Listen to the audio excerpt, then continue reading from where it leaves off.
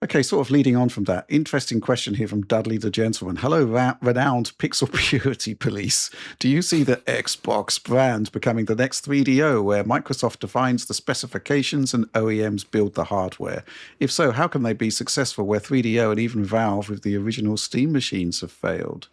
I think that is probably a key part of the strategy, right, John, where they're talking about partnerships, hardware partnerships. Um, yeah, Will, we had a discussion the other day. It's like, well, why are Microsoft seemingly so badly affected by these component shortages when Hmm. Microsoft is buying a lot of the components elsewhere within the business? And I'll come to you shortly on that, John. But 3DO, obviously, there's associations that this wasn't really a great thing. It didn't really make an impact. It's an interesting idea. Is it the new 3DO? Could Project Helix be the new 3DO? Is there a positive spin on Nah. that?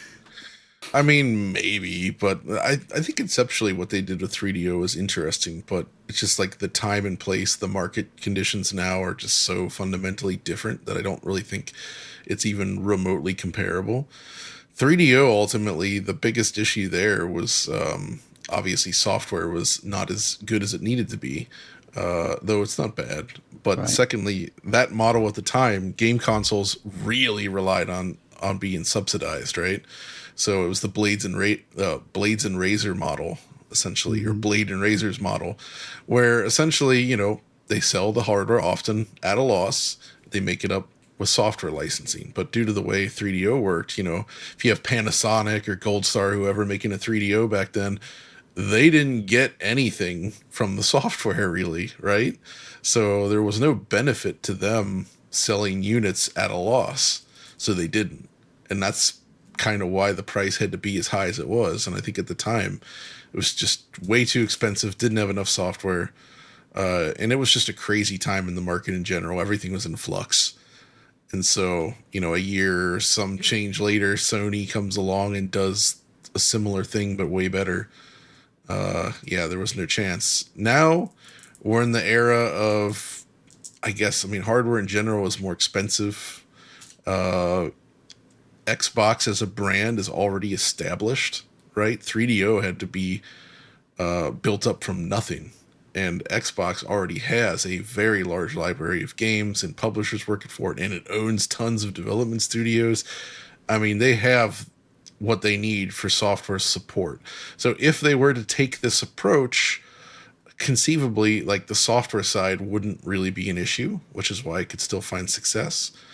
But I don't know what that would mean for prices. And I mean, if OEMs are building this hardware, but I don't think companies today take as much of a loss on hardware as they used to. It feels like. Mm. We need to actually check the numbers on that, but I don't know. And I still think that Xbox itself, at least, I would imagine that it's still going to manufacture at least its own first party devices to some degree. Like, I don't think it's all going to become like Asus ROG boxes and stuff like that.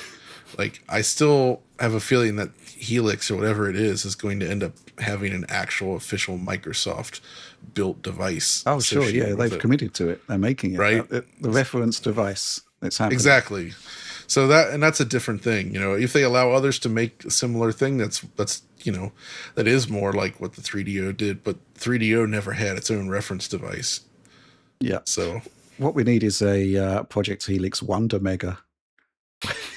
oh my God, yeah, that's Sega. Sega really did used to do that, right? Like they Yeah, had their yeah. main systems, but then they let companies like JVC make their own stuff. And damn, if anybody has a Wonder Mega, man, that's the one. That's my white whale for retro consoles. The original Wonder Mega. I've been wanting one of those for so long, but man, they're tough to get.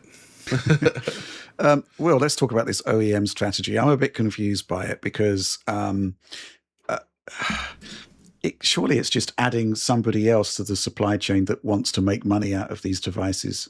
So, obviously there's going to be AMD making all of the chips, right? TSMC probably making, actually fabricating the chips. AMD, I don't know, are they kind of making a license? I guess it is a license deal with Microsoft. So Microsoft would then sell the chips to Asus, MSI, whoever wants them, Dell. And, surely this is just like somebody else in the chain who needs to make money out of this device. And how are they going to make money on it? I'm a bit confused by that.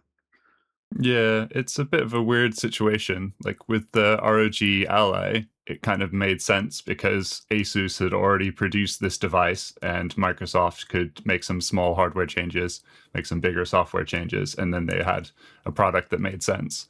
But for Helix, I don't know if that's kind of the same situation. Obviously, Asus and Dell and whoever isn't going to have, 90% of a viable Project Helix sitting around. So I think if they do go down this route, it might be more about adapting it to different regions.